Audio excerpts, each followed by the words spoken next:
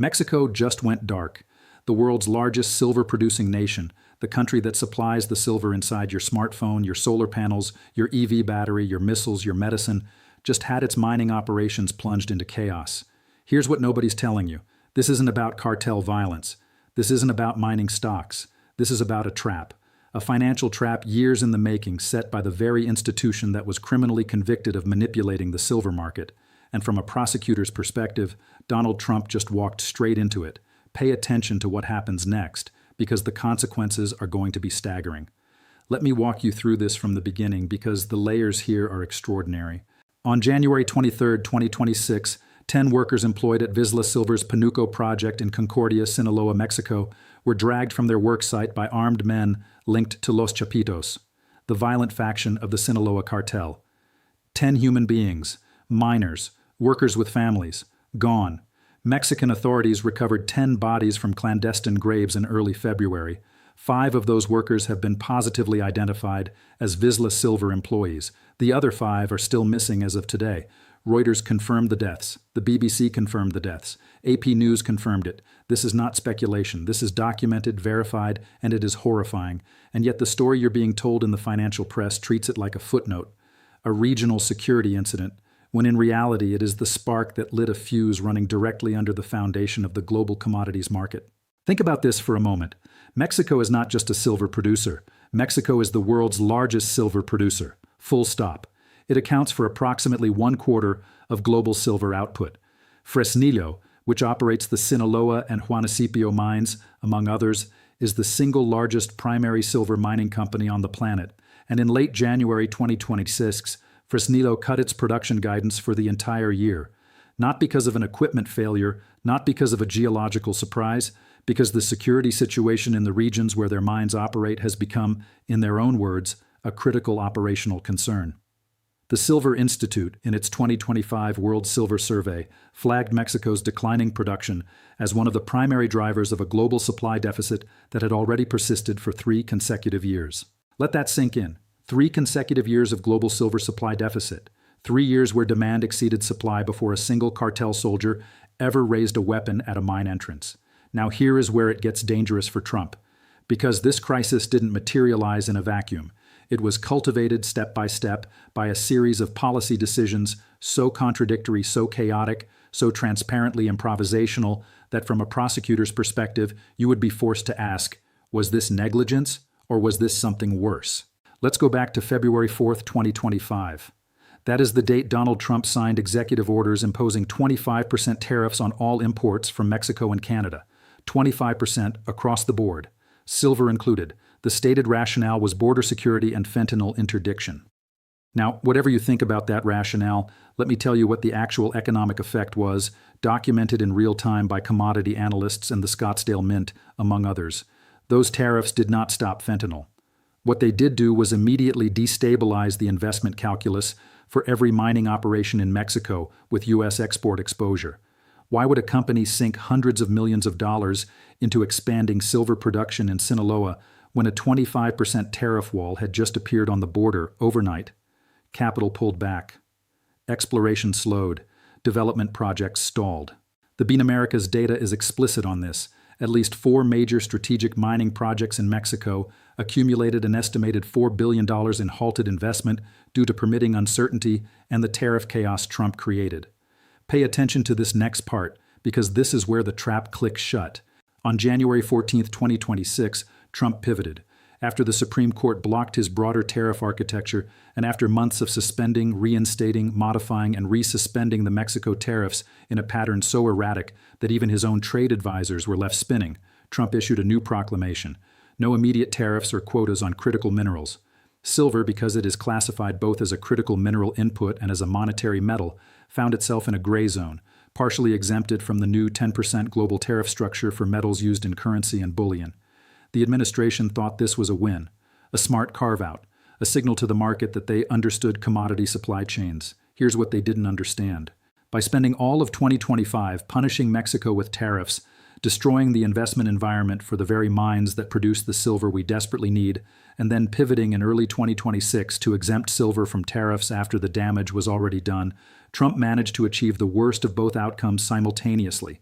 He suppressed supply development while also removing the tariff pressure that might have incentivized domestic production alternatives. He created the demand shock through his broader economic disruption: solar panels, EVs, semiconductor manufacturing, defense spending, all running at record consumption of silver, while simultaneously leaving the supply side of the equation bleeding on the floor. From a prosecutor's standpoint, this is what we call creating the conditions for a crime while claiming you were trying to prevent it. But here's where it gets dangerous for Trump in a way that goes far beyond bad policy, because there is a third actor in this story, and that actor has a criminal record: J.P. Morgan Chase, the largest bank in the United States, the institution that Donald Trump's Treasury has worked hand in hand with since the first day of his return to the White House. Let me give you the documented history, because this is not conjecture. This is a federal criminal record. In September 2020, the Commodity Futures Trading Commission ordered J.P. Morgan to pay $920.2 million, the largest fine in CFTC history at that time, for what the commission described in its official press release as a multi-year scheme to manipulate the precious metals futures markets through spoofing. Spoofing is when you place massive buy or sell orders with no intention of executing them, purely to create a false impression of market demand, move the price in the direction you want, then cancel the orders and profit from the artificial move. J.P. Morgan did this. They admitted it. They entered into a deferred prosecution agreement with the Department of Justice. The SEC forced J.P. Morgan Securities to pay an additional $35 million, $10 million in disgorgement, and a $25 million civil penalty. And then the private class action lawsuit came, and J.P. Morgan paid another $60 million to settle claims from investors who were defrauded by the manipulation. Think about what this means. J.P. Morgan Chase, through its precious metals trading desk, ran a criminal enterprise for the better part of a decade, from 2008 to 2016, deliberately pushing silver prices down, artificially, fraudulently. Their head gold trader, Greg Smith, was convicted on 11 separate criminal charges in 2022, sentenced to 2 years in federal prison in August 2023. Their precious metals desk chief, Michael Nowak, was convicted of racketeering, fraud, and attempted price manipulation in the same trial, charged under the same RICO statutes used to prosecute the mob. Their former silver trader, John Edmonds, pleaded guilty back in 2018 to commodities fraud. This is not ancient history. The convictions were in 2022 and 2023. The sentencing was in 2023. These are recent events. And the total financial penalty J.P. Morgan paid for manipulating the silver market approaches $1 billion. Here's what nobody's talking about. When you suppress the price of silver for 8 years, fraudulently, deliberately, criminally, what happens to silver mines? They can't raise investment capital. They can't justify expansion. They shut down. They go into care and maintenance. They delay development. The Silver Institute's own data shows that global silver mine supply peaked and then entered a multi-year contraction that directly corresponds to the period when J.P. Morgan was running its manipulation scheme. We had 3 consecutive years of supply deficit entering 2025, in part because the investment signals that would normally trigger new mine development were artificially distorted for nearly a decade. And now?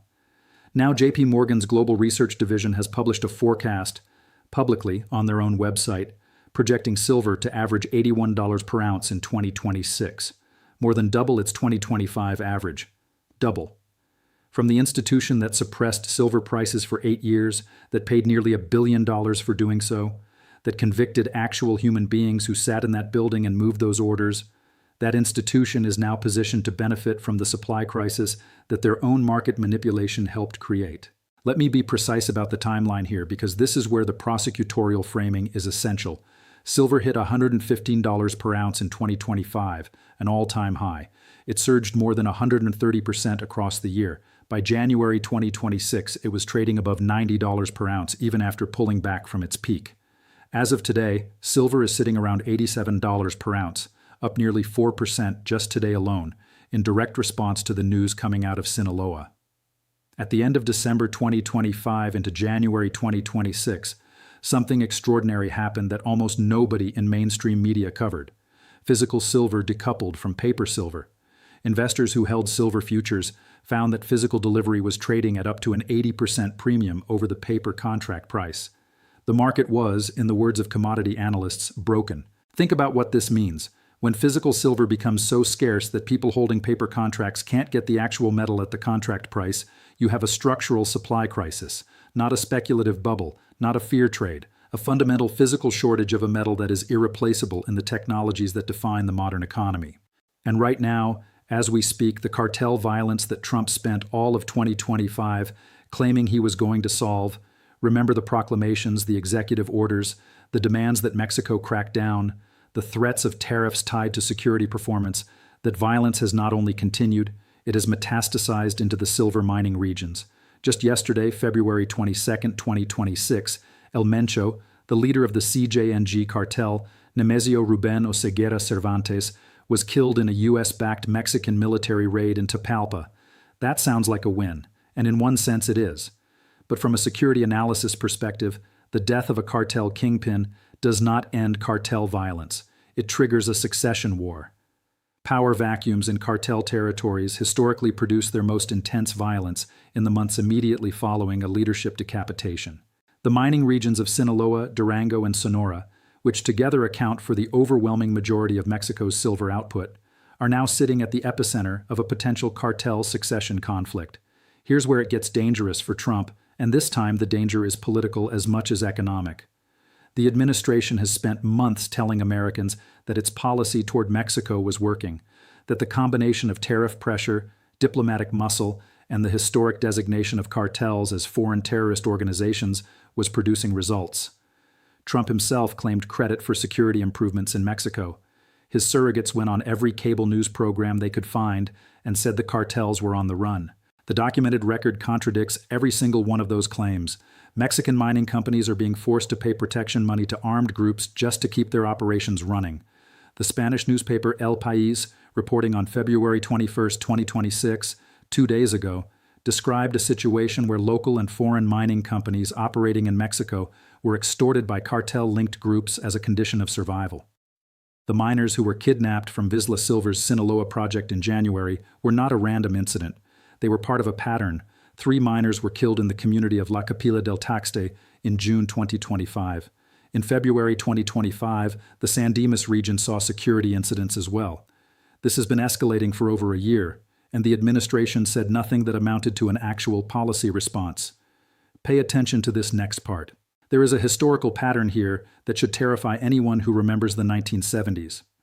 The last time America faced a resource supply shock of this magnitude, when OPEC cut oil supplies in 1973 and the price quadrupled, the political consequence was the collapse of the Nixon administration's economic credibility, the beginning of a decade of stagflation, and a fundamental reshaping of American geopolitical posture. Silver is not oil, but in the technology-driven economy of 2026, silver is arguably more strategically critical than oil was in 1973. You cannot make a solar panel without silver. You cannot make a semiconductor without silver. You cannot make the guidance systems of a missile without silver. The Department of Defense itself has identified silver as a critical defense mineral. And the world's largest source of that mineral is now offline, not theoretically offline, but physically, operationally disrupted by cartel violence that Trump's policies failed to prevent, failed to address, and in some analysts' view actually worsened through the economic destabilization that tariff chaos caused. Let me be clear about what I mean when I say Trump walked into a trap. I am not suggesting a conspiracy. I am describing what a prosecutor would call a foreseeable consequence. When you look at the totality of the evidence, 3 consecutive years of silver supply deficit before Trump took office, 8 years of J.P. Morgan criminal market manipulation that suppressed mine. Investment, Trump's chaotic tariff regime that destroyed the investment environment for Mexico's mines. Trump's failure to address cartel violence despite explicit promises.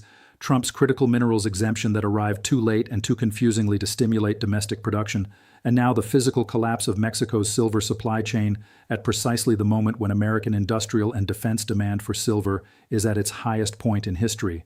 What you have is a set of compounding failures that creates the exact market conditions J.P. Morgan is now projecting as a 81 per ounce average future. Who profits from that? Not American manufacturers who need silver to make products, not American consumers who will pay more for everything silver touches, not the miners who were kidnapped and murdered in Sinaloa. The people who profit are the institutional investors who positioned themselves in silver assets during the years of artificially suppressed prices, during the very years J.P. Morgan was convicted of suppressing them. This is bigger than one case. There is now a question that every member of Congress with oversight responsibility should be asking, and from a prosecutorial perspective, it is the question that matters most. Given that J.P. Morgan paid nearly $1 billion to settle criminal and civil charges for manipulating the silver market, And given that JP Morgan is now publicly forecasting record silver prices that would generate enormous returns for anyone positioned long on silver, what positions does JP Morgan currently hold in silver? What derivative contracts? What commodity futures? What mining equity? And when were those positions established? Because if those positions were built during or after the period of their criminal manipulation and before the supply shock that their own suppression helped engineer, then you have the factual foundation for a conversation that goes far beyond a CFTC fine. And here is where Trump's vulnerability becomes acute. Because the administration that has dismantled regulatory oversight across the financial sector, that has gutted the CFTC's enforcement capacity, that has replaced experienced commodity regulators with political appointees, that has frozen enforcement actions and suggested that Wall Street oversight was excessive, that administration is now presiding over a silver market in structural crisis, a physical supply chain breakdown in Mexico, and the active forecasts of the very bank that was criminally convicted of manipulating that market. Let that sink in. If a prosecutor were building this case, they would call it a pattern. They would show the jury the 2020 CFTC order. They would show the 2023 conviction and sentencing of Greg Smith. They would show the 2025 tariff chaos and its documented effect on Mexican mine investment. They would show the January 2026 physical silver decoupling. They would show the Vizsla silver kidnappings and murders in Sinaloa. They would show El Mencho's death yesterday and what it means for regional cartel stability. They would show JP Morgan's current silver price forecast. And they would ask the jury a simple question: does this look like a series of accidents? Or does this look like a set of predictable outcomes that certain powerful institutions were well positioned to benefit from? The American public deserves answers to those questions, not from pundits, not from politicians, from regulators with subpoena power, and from investigators with access to trading records. Trump's administration cannot credibly claim to be protecting American economic interests while allowing the silver supply chain to collapse through a combination of failed tariff strategy, abandoned regulatory enforcement, and a security policy toward Mexico that produced more bodies in clandestine graves than it produced strategic wins. The consequences of this are already landing. Silver is up nearly 4% today alone. It has risen 40% since the beginning of this year, after rising 147% in 2025. Every manufacturer in America that needs silver is now staring at input costs that are doubling, tripling, and in some industrial segments already creating shortages of finished goods. That is the price of incompetence. That is the price of policy driven by headline chasing instead of strategic thinking, and that is the price that ordinary Americans will pay at the checkout counter, in their energy bills, in the cost of the technologies they depend on, while the institutions with a documented history of market manipulation position themselves for the biggest silver windfall in modern history. Watch what comes out of the mining regions of Sinaloa in the next 30 days. Watch what the CFTC, if it still has the independence to act, does about silver market positioning. Watch whether Congress schedules a single hearing on critical mineral supply security, given that the world's largest silver producer just went dark, and the administration's response has been, at best, incoherent. Watch the JP Morgan trading disclosures when they come. Because from a prosecutor's perspective, the facts are already assembled. The timeline is already documented. The convictions are already on the record.